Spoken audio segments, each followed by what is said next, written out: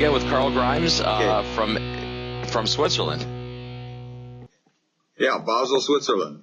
And that's actually really, I think, a big step forward maybe for getting some advancement, actually having different disciplines sharing information and thoughts. That's one of the things that's lacking in this industry. Well, it is. And for me, one of the advantages of that kind of cross-fertilization is other organizations, other disciplines, other professions have not just different vocabulary, but different structures, different frameworks, different ways of dealing with things, different ways of investigating.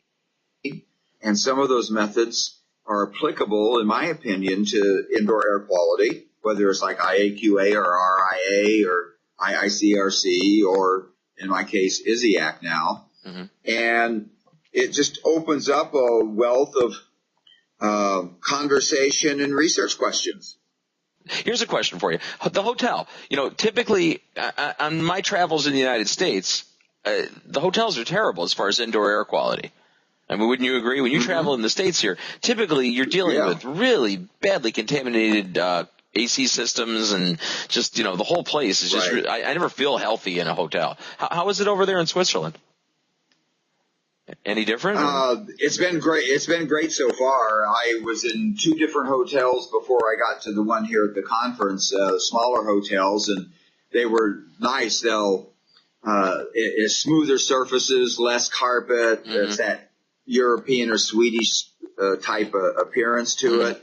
But the air has been fine, and although they still have the chemicals that they use to clean with, they aren't as bad and they aren't as potent. And besides, once I get in my room, I don't let housekeeping in.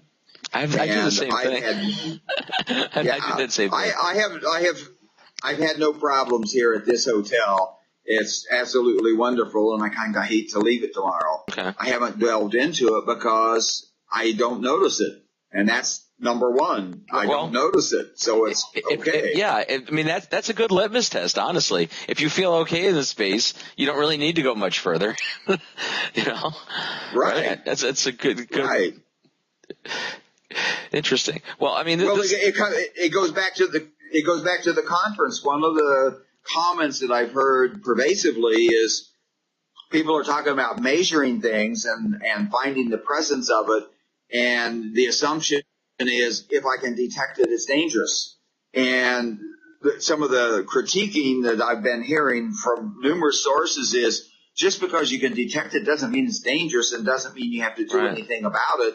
Right. We got to start looking a little more closely at what is detectable, what is it we don't need to deal with, as much as what is it we aren't detecting, because we aren't detecting most of what's in existence. And the thing is, like, we had that discussion yesterday on the topic of mold, whereas are we looking even for the right markers by looking at spores or colony forming units? Is that really the constituent that adversely affects the occupants in the building? No, we could be off on a total red herring.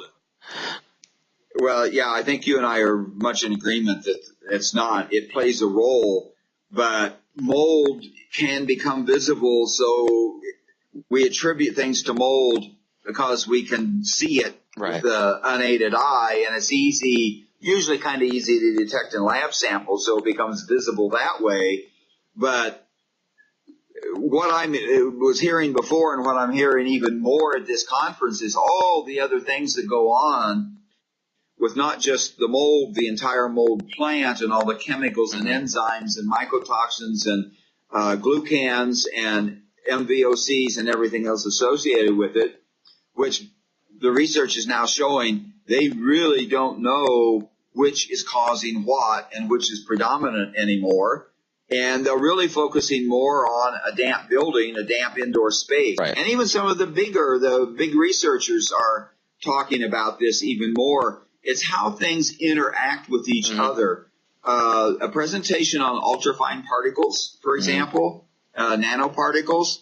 They were talking about how one substance, one type of particle that's, ultrafine can affect a protein in the body. The same type of particle can also affect another protein or even a third or fourth. But then those proteins interact with each other, and they start talking about reverse causality because they can no longer tell which causes what. Yeah, I mean, and ultrafines that's another issue in indoor environments that nobody talks much about either. Our bodies totally have no defense against ultrafine particles. Fires right through our lung tissue, right into our bloodstream.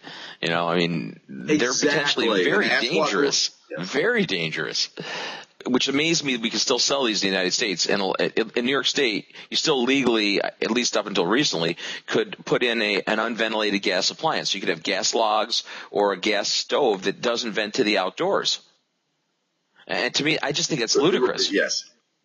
The ultrafine particle counts they're crazy. The ultrafines that come off of those things. Yes. Well, there were probably a dozen presentations here on that exact topic. And not just the cook stoves in third world countries that burn wood or cow manure or something like that. It's gas appliances in homes right now in the United States in the expensive McMansions even. Well, and more so, I think there's more of an issue with these high BTU output gas logs and those the ornamental things, more so than even the cooking appliance, because the cooking appliance doesn't get used for hours and hours on end typically. I mean, nobody's cooking all day long. That's true. But somebody turns on their fireplace log in the winter and runs it for 8 hours. So that's a whole different issue. Yes, there was a study out of China using typical Chinese cooking to see what the aerosol levels and components were from Chinese cooking. So they did things like they just turn on the gas, then they put an empty pan on the gas, and then they put a pan with water or food or whatever they do, and then they cook it. And they could identify the aerosols coming out, not just the chemicals, but the particulate from the food as it cooks. But here is what boggled so many minds, and the researchers acknowledged it, but they didn't have any idea what it was. The empty pan put off more particulate than anything else. Off the metallic surface? Yeah. Maybe. Yeah. A metallic pan with nothing in it. See, but Lawrence Berkeley Labs was saying something about that, too, in their study that just came out recently. A few weeks back, Lawrence Berkeley released their preliminary study about it. But it was very limited to, like, Southern California. I remember it was kind of a limited study. But they were finding similar data with that, too, So I think there's some validity there. Interesting. Look, when you stop and consider, you take the nastiest diseases, the most putrid, rotted bodies, and the earth does something to it so that it's not hazardous, it's not smelly, it's not infectious anymore. It's sweet, productive earth. Yeah. What better than the natural processes of the earth to filter water? Yeah, well, it's done by bacteria and mold. I mean, these organisms actually serve a positive purpose on the planet. Just not so much in our localized indoor ecosystem. that's where it becomes an issue. That's the key. It's out of balance. It's a different ecosystem. And the result of that, and as I mentioned, I think yesterday, there was one study on mold where they were looking at associations of mold and illness, and they found a couple. Again, I can't tell you what they were, but they found a couple that were associated with health. Stop and figure that one out. Well, but the thing is like, I think it's funny when you have people bring up the thing that it's unbelievable that there's mold in the indoors. It's like, well, that's because there's mold in the outdoors. Okay. These organisms all originate from the outdoor natural environment.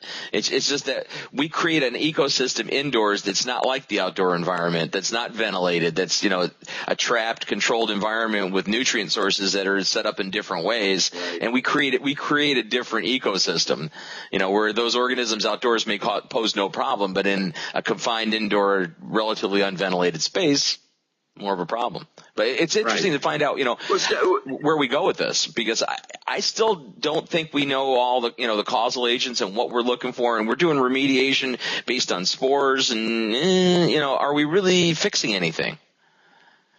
Or are we just shooting in the dark and sometimes we get lucky? We get lucky most of the time, even with the ones that screw it up and don't do it right. because the vast majority of the people don't react at those high levels. If they did, we would all be sick or dead by now from mold, and we aren't. But it's the ones that become sensitized and hypersensitized that suffer from poor remediation and sometimes even excellent remediation. And as I mentioned yesterday with you, Charlie Wexler talked about how skin cells and the oil on the cells form a film on the boundary layer of all surfaces of a building and of a room, including the contents. Mm-hmm. And we don't account for that when we try to remediate. But it's a microbiological ecosystem on that boundary layer on surfaces. And that may be, they don't know, we don't know, but I talked to them about it, and mm-hmm. It's something that's unknown that needs mm-hmm. to be studied on. Yeah. Is this part of the problem when remediation fails for hypersensitive people? Well, and yeah, the thing is, if it is, then we have a way to fix it. Has he done any follow-up study to see what removes that? Can that be like using a quaternary ammonia damp wipe of a surface? Does that remove it? Or what type of how do you address it? They haven't done anything on how to they haven't done anything on how to remove it. And I'll tell you, in my experience in the remediation side and the consulting side, we've done a lot of remediation work where we do damp wipe at the end. The environmental surfaces all get wiped down, usually with a quaternary ammonia surfactant type, cleaner. And we have very few problems after the fact when you go that route, when you HEPA-vac and then you damp wipe everything with disposable cloths. As a rule, at the end of the day, everybody seems to be okay in those environments. Or most of the time, we've had pretty good results with that. Right.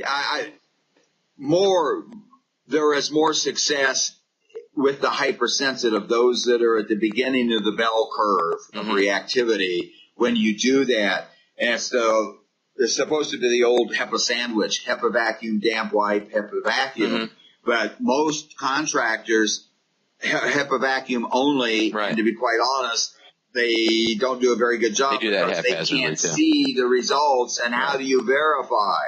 Yeah. Okay. Well, I mean, in the field, you can use ATP swabs though too. Even a contractor can use those and verify, organic cleanliness of a surface. That's pretty easy to do. That's a $3 test, real time in 45 seconds. You got an answer. And I think that's something that we need more of.